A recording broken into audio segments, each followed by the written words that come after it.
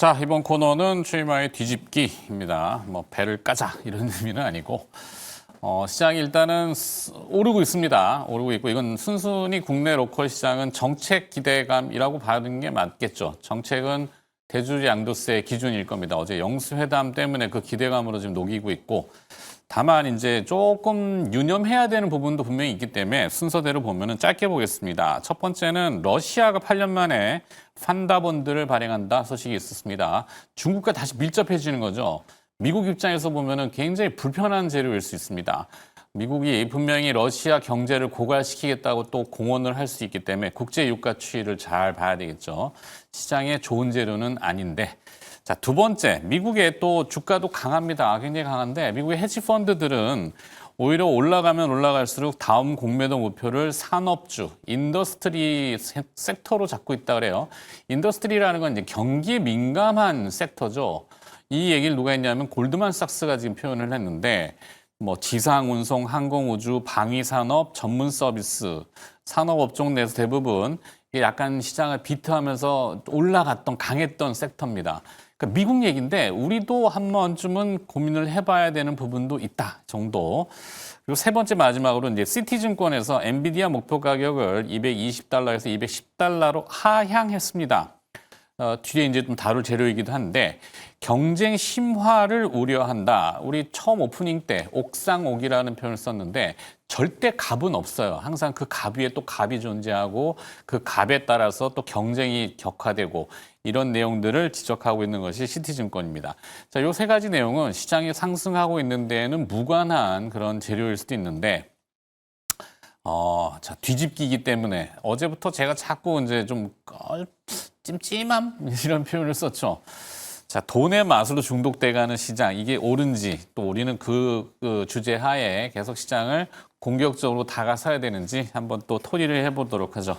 두 분의 전문가를 모셨습니다. 퍼스트 프라임 리서치 이동근 대표, 네, 어디서 많이 듣던 회사네요. 이동근 대표 오늘도 오랜만에 뵙고요. 알파경제 김종효 이사도 함께합니다. 어서 들어오십시오. 안녕하십니까. 네, 손희로 팀장하고 같이 계시는군요. 네. 자, 하여튼 오랜만에 또 이 시간대 뵙는데 첫 번째 이슈가 이 SK 하이닉스 주가가 오늘 또 올라갑니다. 그래서 전고점을 다시 넘어서느냐 그리고 또 내용을 가지고 HBM 독주를 지켜낼 것인가 이 얘기입니다. 자, 어떤 분부터 먼저 가볼까요? 오랜만에 출연하신 이동근 대표부터 가볼까요? 사실 이제 저는 앞서 그 앵커께서 브리핑해 주셨지만 사실 CT가 이제 엔비디아의 목표가를 낮췄다라는 부분하고도 이게 연관이 된다고 생각을 해요.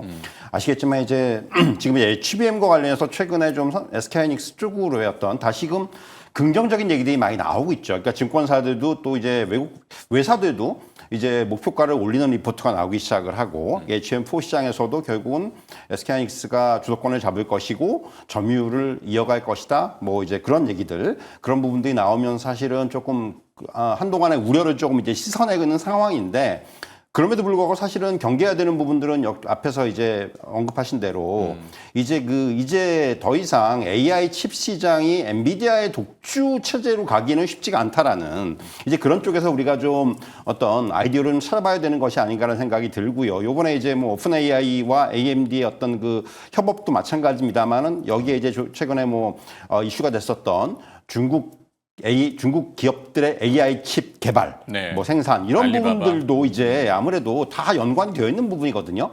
우리가 기존에 얘기하는 엔비디아의 GPU가 시장을 독점하던 어떤 그런 상황에서 이제는 이제 빅테크들이 다 제각기 독자적인 칩을 개발하는 우리가 얘기하는 이제 ASIC이라고 그러죠. 이제 중형 반도체와 관련해서 이 부분에 이 시장이 굉장히 커질 수가 있다라는 거예요. 그러니까 결국은 빅테크들이 또는 이제 중국 기업들이 이런 그 독자적인 AI 칩을 개발하는 이유는 간단합니다. 그동안 너무 엔비디아가 갑의 역할을 했던 거예요. 그러니까 엔비디아에 대한 의존도가 너무 높아지다 보니까 이런 부분들을 갖다가 뭔가 좀 여기서 벗어나기 위한 그런 이제 움직임이라고 보시면 될 것 같고요.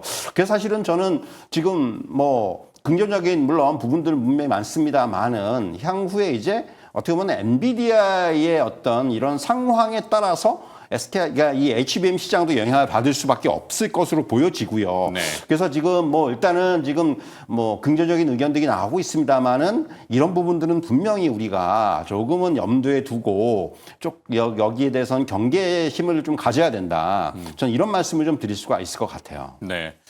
자, 독주라는 거. 김정영 의사는 어떻게 생각하세요? 그러니까 이렇게 해서 볼 수 있죠. HBM, 엔비디아, SK 이런 끈끈한 관계가 균열이 좀 되고 경쟁이 치열해지면 그러면 SK 하이닉스 입장에서 보면 우린 뭐 AMD나 아니면 다른 쪽으로도 갈 수 있어.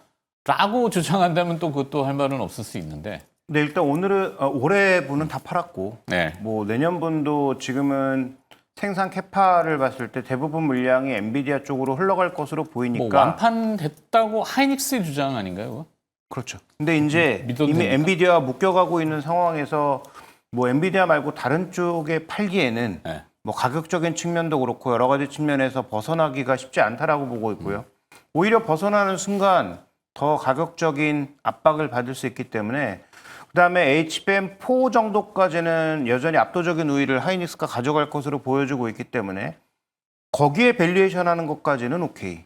저는 그게 지금 가격에서 그렇게 멀지 않아 보인다는 거죠. 많이 올려도. 그래서 현재 구간에서 SK하이닉스의 최대 문제는 뭐 엔비디아의 경쟁사가 생기는 것도 문제지만 엔비디아의 전반적인 장악력이 떨어지는 순간 그다음에 삼성전자라고 하는 거대 기업이 HBM3와 HBM4에 유입되는 순간이 언제인지를 우리가 정확히 알 수 없으나 그 순간 자체가 SK하이닉스에게는 어쨌든 위험이다. 그래서 지금 뭐 4부터는 가격을 더 올릴 수 있다. 뭐 이런 얘기들 하고 있습니다만 지금 HBM을 빼면 다른 대안이 별로 보이지 않는 SK하이닉스 입장에서는 그 두 가지를 계속 반영하는 과정에서 밸류에이션이 역대 최고 수준이다? 그러면 지금 신규 매수하기는 쉽지 않은 거죠. 그래서 저는 연초부터 막 계속 동일하게 말씀드리고 있습니다만 SK하이닉스를 올해 매수할 수 있는 기회는 딱 한 번뿐이었다. 네. 18만 원 아래로 내려갔었던 그때 딱 한 번뿐이었고 그 이후에는 사서 정말로 큰 수익이 나지 않는 구간인데 SK하이닉스가 지금 HBM 시장에서 독점을 하고 있다는 이유 하나만으로 지금도 계속 그 PB 2.2배에서 살만한 정도의 가격인가에 대해서는 저는 여전히 의문을 갖고 있기 때문에 이 종목이 나쁜 기업이라는 게 아니라 네. 좋은 기업이고 여전히 HBM 시장에서 폭까지는 압도적 우위를 가져가겠지만 지금 이 가격에 사고 싶지는 않다. 이런 말씀을 좀 드리고 싶습니다. 자, 그렇죠. 그럼 결국에는 기술력인데 HBM4 이제 적층 단수, 뭐 메모리의 적층 단수를 얼마까지 올릴 거냐. 근데 HBM4가 지금 엔비디아 공식적으로는 3사죠. SK 하이닉스 제일 선도적이지만 SK 하이닉스, 삼성전자, 마이크론 테크놀로지 어느 한 곳도 퀄 테스트를 완전히 통과했다. 뭐 양산이다. 이런 얘기는 없어요. 하이닉스는 지금 3월에 이제 퀄 테스트를 넣었는데 아직도 지금 안 나오고 있는 게 좀 왜 이렇게 늦어지나 뭐 그랬더니 보도 내용들은 계속 뭐 조율 중이고 뭐 적합도 물론 퀄 테스트라는 게 이게 단계가 또 3단계이기 때문에 단계가 좀 복잡한 건 알겠는데 자, 그러면은 이 넥스트 헤게머니인 HBM4에 대해서는 어떻게 지금 기술적인 그게 이제 밋밋하다 보니까 뭐 CXL도 등장하고 지금 별게 다 등장하잖아요. 네. 자. 사실 이제 삼성전자가 그 HBM4 관련해서 뭐 이제 한동안 그런 기사들이 좀 있었어요. 가장 이제 좀 앞서 있는 기술, 그러니까 우리가 얘기하는 6세대 기술이라고 하는데 1C라는 기술을 이렇게 통해서 이제 그러니까 뭔가 여기 이제 비용이 그러니까 굉장히 그 비용이 많이 들어가는 기술이에요. 그런데 이제 그럼에도 불구하고 그런 부분을 감수하고 결국은 이제 HBM4의 완성도를 위해서 이제 그러한 어떤 공정에서의 HBM4의 이제 생산을 하겠다라는 이제 그런 어떤 언급들을 좀 했었고 그런 부분들이 상당히 좀 시장에서는 또 긍정적으로 받아들인 측면도 있었고요. 그러니까 중요한 것은 지금 이사님 말씀하셨지만 결국 중요한 건 이제 향후에 이 HBM 시장에서의 점유율이 어떻게 되느냐고 생각을 해요. 뭐 지금 뭐 몇몇 그 보고서라든가 전망 자료들을 보면은 지금 이제 보면은 현재까지는 뭐 삼성전자가 한 80% 이상의 점유율을 가지고 있지만은 결국 이것이 1년 내로 SK하이닉스가 한 50% 수준까지 점유율이 떨어질 수가 있다. HBM 시장에서. 이제 그 나머지를 갖다가 삼성전자든가 마이크론이 잠식을 할 수가 있다. 이런 얘기들이 나오기 시작했거든요. 결국 그렇다면 그런 부분들이 기정사실화되는데 그렇게 시간이 많이 걸리지 않을 수 있다라는 거예요. 네. 이게 결국 그 부분이 굉장히 좀 중요하다고 생각을 하고 그래서 이제 HBM4에서의 어떤 어떤 기술 선점 여부가 상당히 중요한데 앵커께서 말씀하신 대로 사실은 아직까지 뭔가 답이 안 나왔어요.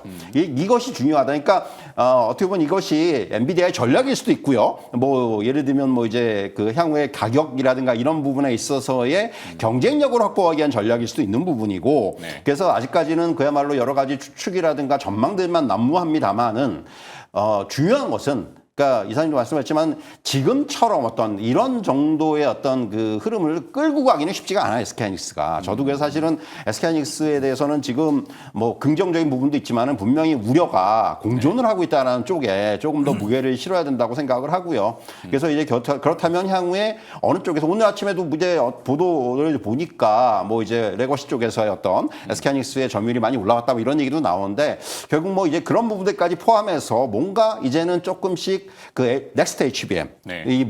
그걸 좀 찾아야 되는 단계가 온 것이 아닌가라는 그런 생각을 좀 해볼 수 있을 것 같습니다. 네. 그러니까 지금 현재 이 반도체를 관통하는 가장 큰 핵심은 뭐냐? 지금 우리가 뭐 2나노뿐만 아니라 뭐 1.8나노, 1.4나노 이런 얘기까지 계속 하고 있는데 이게 진짜 선폭이 줄어드는 것보다는 그만큼 이제 비례해서 속도가 올라간다라는 걸 얘기하는 건데 여기에 가장 큰 문제는 결국 발열이잖아요. 네. 미세화 공정이야 그렇지만 이제 조합이 돼야 되잖아요. 부품이라는 게. 그렇죠. 선폭만 뭐 계속 줄여가지고 나노 밑으로 뭐 옹스트롱으로 들어가는지는 잘 모르겠습니다만 그렇게 기술 간다 그래도 나머지 주변에 뭔가 이 서브가 받쳐줘야 될 텐데. 그것도 그렇고 일단 TSMC가 하고 있는 핀팻도 3나노 이하로는 안 되기 때문에 이제 네. 결국 바꾸는 거고 그 핀팻 공정에서 열이 나기 시작해서 이제 뭐 애플과도 한번 얘기가 있었고 엔비디아와도 루빈으로 넘어가는 과정에서 지금 여전히 문제가 있는 상황이죠. 그러니까 이제 유리기판도 나오고 뭐 그다음에 액침 냉각도 나오고 그렇죠. 어떻게든 열을 식혀보겠다라고 지금 여러 가지 얘기가 나오고 있는 것이고 삼성의 GAA가 지금 주목받고 있는 것은 핀팻이라고 하는 게 일정 부분 뭐 2차원적으로 이 전자의 움직임을 막았다면 GAA 공정으로 넘어가서는 모든 방향을 막아서 전자의 움직임을 최소화해서 발열을 더 잡는 형태로 가는 게 이제 핵심이잖아요. 뭐 그러다 보니까 이제 이런 기술들의 발전을 가지고 이제 다른 회사 쪽으로 뭔가 이동하지 않겠는가라고 보고 있는 거고 말씀하셨던 대로 HBM4, 4E로 가면서 루빈 울트라로 가면서는 하이브리드 본딩이 아니면 안 된다. 소위 얘기하는 TGV 공정에서 전체적으로 이제 본딩하는 여러 가지 그런 기술적인 얘기들이 언급이 되고 있는데 이건 지금 유리기판 하나 가지고도 뭐 구멍을 뚫는데 뭐 불산을 사용해야 된다, 알칼리가 낫다, 그다음에 TGV 공정에서 뭐가 더 유리하다, 낫다, 아직도 이 논쟁 중이거든요. 네. 그러니까 뭐 굉장히 허무하지만 결론은 저도 모르는데 어쨌든 이런 얘기가 진행된다는 것 자체에서 우리가 가장 조심해야 될 거는 어쨌든 탑 티어로 가는 게 정답이다라고 보는 게 가장 위험하다는 거죠. 네. 그다음에 그 종목이 비싸다면 더 위험하다라는 거고요. 그래서 저는 뭐 이 시간에 말씀드릴 때 여전히 엔비디아보다는 브로드컴을 선호하고 그다음에 우리나라에서는 하이닉스보다는 삼성전자를 선호한다라고 말씀드리고 있는 것은 현실적인 매매에서. 네. 그렇죠. 그러니까 상단에 있는 종목군들은 만약에 그게 꺾였거나 한번 삐걱할 경우에는 떨어질 폭이 더 커 보이기 때문에 지금은 오히려 진입할 수 있는 공간이 넓은 그런 종목군으로 접근하는 게 좀 맞지 않나라는 판단을 좀 말씀드리고 싶습니다. 뭐 단순히 주가의 위치 에너지를 얘기하셨고 뭐 재료는 지금 뭐 항상 그 별의별 얘기들이 나오는데 그게 뭐 갑자기 툭 튀어나온 건 아니잖아요. 없었던 게 뭐 새롭게 도출돼서 신세계가 열리고 이건 아니라고.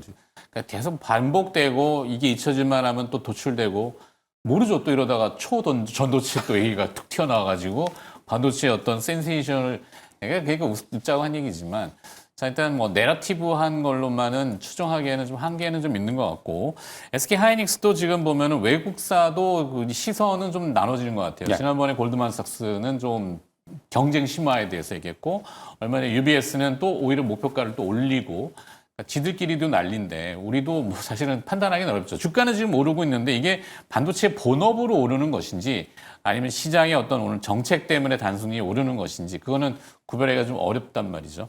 자, 이건 정리를 해야 될 것 같은데 일단 SK 하이닉스에 대해서 어떻게 전략을 좀 가져갈까요? 그러니까 지금 앞에서 말씀드렸지만 결국은 지금은 분명히 이제 긍정적인 시각이 있어요. 그런데 긍정적인 시각만 일방적으로 가져가기보다는 뭐 주가도 이제 오르고 있고 다시 뭐 28만 원 회복했고 이렇기 때문에 굉장히 더 이제 뭐 이제 정말 그 정고점 3천만 원 돌파하고 뭐 이런 얘기들이 물론 지금은 더 굉장히 더 거기에 대한 기대가 클 수도 있습니다. 하지만은 이렇게 이제 주가가 오히려 오를수록 저는 이제 여기서는 조금씩 이제 앞에서 우리가 말씀을 드렸던 그런 부분들 뭔가 이제 좀 우려스러운 부분들에 대해서도 우리가 이제는 고려를 시작을 해야 된다. 그래서 앞에서 말씀드렸지만 결국 이제 HBM 이후에 SK하이닉스가 가져갈 수 있는 그런 전략이 무엇인지 그리고 SK하이닉스가 그거를 통해서 이제 과연 지금의 주가를 유지할 수 있을지까지도 우리가 좀 이제 생각을 해봐야 되는 그런 단계다. 이렇게 좀 정리해드리겠습니다. 네. 김종인 회사는 아까 뭐 반복적으로 얘기했던 결론은 그대로?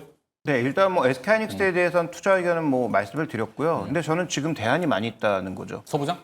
그러니까 지금 뭐 소부장을 포함해서 기판 종목군들이 너무 가파르게 올라오고 있거든요. 네. 그러니까 이런 종목군들이 올라오는 이유는 너무 명확하잖아요. 삼성전자도 투자를 늘릴 거고 SK하이닉스도 투자를 늘릴 거니까 삼성전자는 잘할 것 같지 않아서라고 치고 SK하이닉스는 주가가 비싸서라고 치면 지금 삼성전자와 SK하이닉스 마이크론의 투자가 늘어나면서 소위 이제 기판 쪽 투자라든지 이런 것들이 늘어나고 있고 지금 뭐 PCB 컨퍼런스가 열리고 있잖아요. 네. 그러다 보니까 지금 뭐 세 종목이 같이 흥분하는 것 같은데 뭐 대덕전자, 뭐 삼성전기, 뭐 코리아 서키트 뭐 이런 종목이 지금 다 같이 올라가고 있는 이유는 여기서 뭐 유리기판과 관련된 얘기, 뭐 TGV 기술과 관련된 얘기 이런 것들이 막 흘러나오기 시작하면서 움직이고 있는 하나의 이제 움직임이 있고.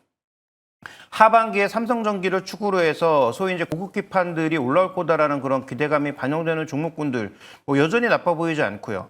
소부장 내에서 또 지금 뭐 뒤늦게 올라가는 종목군들이 굉장히 많다. 원익 IPS 여전히 좋고 유진테크 올라가고 있고 PSK 홀딩스와 PSK도 올라가고 있고 그래서 상당히 많은 종목군들이 지금 대안적으로 움직이고 있기 때문에 저는 지금은 대형주가 안 움직이면 소부장 내에서도 투자할 만한 종목군들이 많이 보여서 지금은 반도체라고 하는 섹터는 여전히 봐야 될 때고 종목의 선택은 이쪽이 조금 더 낫지 않을까 이렇게 좀 판단하고 있습니다. 그렇죠.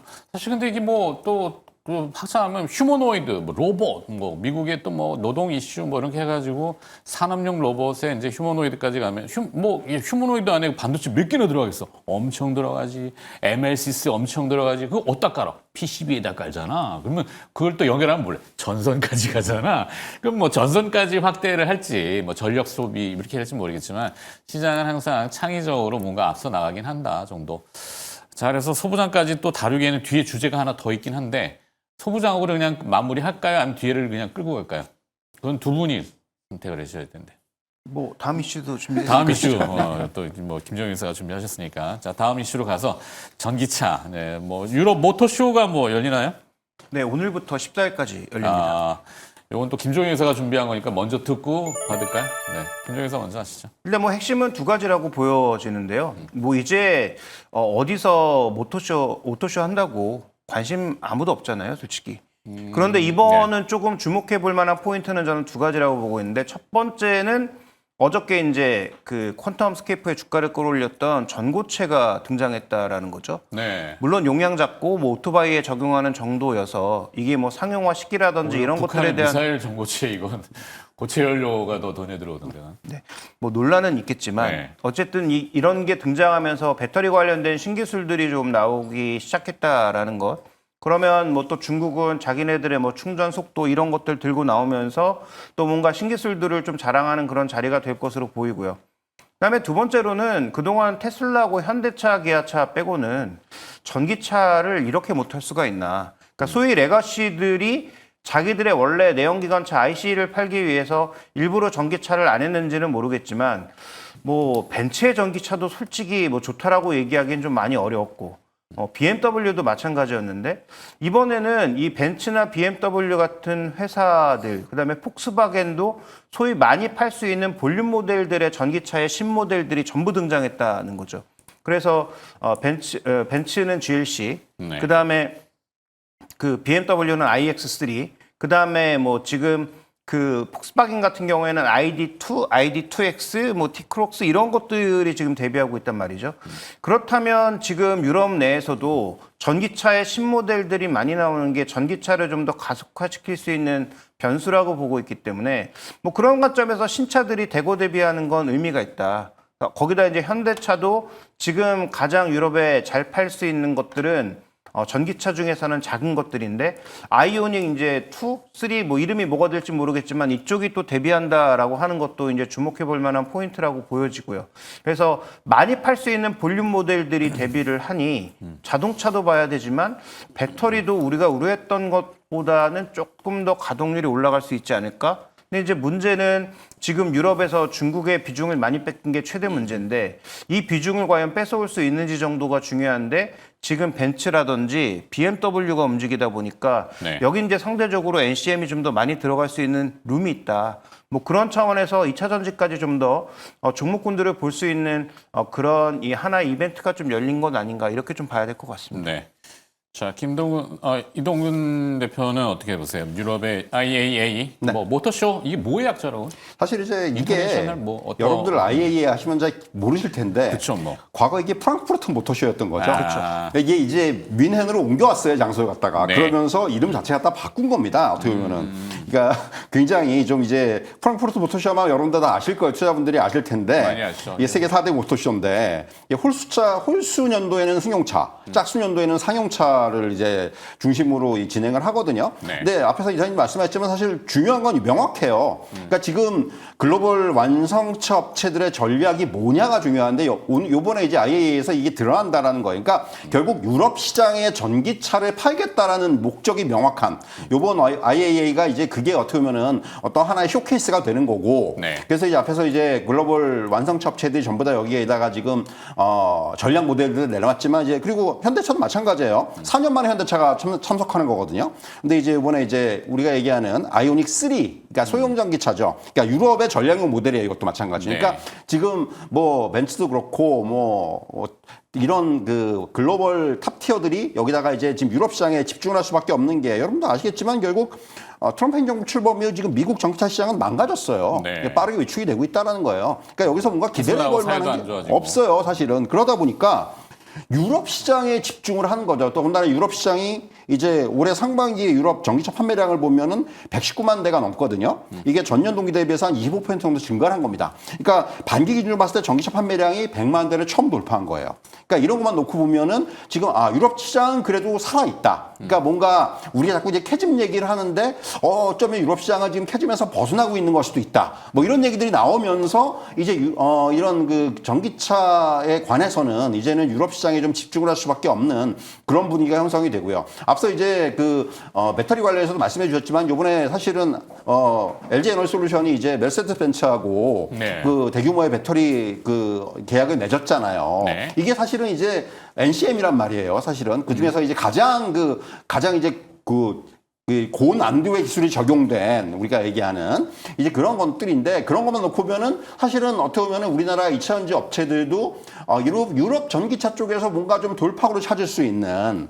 이런 또 어떤 기대감이 있기 때문에 그동안 사실은 ESS 가지고 조금 이제 이 불황을 견디는 쪽으로의 어떤 그런 전략들을 가지고 왔는데 보니까 이제 유럽 시장에서의 어떤 이런 부분들에 조금 기대를 걸어볼 수 있는 이제 그러한 어떤 상황이 좀 이제 만들어지고 있기 때문에 결국은 이제 그런 의미에서 이번 어떻게 보면은 이 IAEA가 네. 굉장히 좀 의미가 있지 않나 좀 이렇게 좀 정리해 드릴 수 있을 것 같습니다. 그래서 결론은 필요한데요. 뭐 사실 시간 관계상 또 뭐 결론부터 도출을 하고 마무리해야 될 건데 이동훈 대표의 이 IAEA 관련된 이슈의 결론은 뭘로? 그거죠. 이제 유럽에 집중을 해야 된다. 이제부터는 결국은. 유럽 전기차? 지금 상황에서는 그것이 어떻게 보면은 전기 업체들이 좀 향후에 어떤 그 전략을 진행하는 데 있어서 가장 좀 그 메인이 아니겠느냐. 그래서 이제 유럽 전기차 시장에 좀 집중을 해야 된다. 이렇게 말씀드리겠습니다. 관련 기업이나 섹터는 뭐 어차피 전기차 배터리고 그렇죠. 저는 사실 지금 아직까지는 이차전지 쪽에서는 LG엔솔 중심으로 봐야 될 것 같아요. 예, 그것이 지금으로서는 가장 최선의 전략이 아닌가라는 생각이 듭니다. 네, 김정현 이사는 뒤집기에 대해서 결론 한마디. 네, 일단 LG화학 오늘 뭐 주가 오르고 있는 건 다른 이유일 수도 있지만 네. 이 뭐 캐시카우였던 석유화학은 구조조정 속도가 빨라진다. 그다음에 뭐 폐쇄되는 시설들이 있다라는 얘기 때문에 오르는 것으로 보이지만 여기가 지금 전구체를 포함해서 2차 전지 소재 쪽으로 계속 투자할 수 있는 돈이 있는 기업이라는 점 주목해 볼 필요가 있고요. 말씀해 주셨던 대로 LG엔솔과 지금 삼성 SDI가 유럽 배터리 쪽에는 진심이었잖아요. 뭐 그런 관점에서 저도 이 두 종목을 좀 주목해 볼 필요가 있다. 지금 소재보다는 그래도 돈이 있는 기업들이 낫다라는 쪽으로 말씀드리겠습니다. 네, 큰 기업들을 얘기해 주셨습니다. 두 분의 공통점은 LG 에너지 솔루션. 알겠습니다. 자, 최이마의 뒤집기였고요. 네, 일단 두 분과 얘기 나눠봤는데 알파견디 김종희 회사는 뭐 매일 나오시고요. 퍼스트 프라임 리서치 이동근 대표가 오늘도 함께해 주셨네요. 고맙습니다.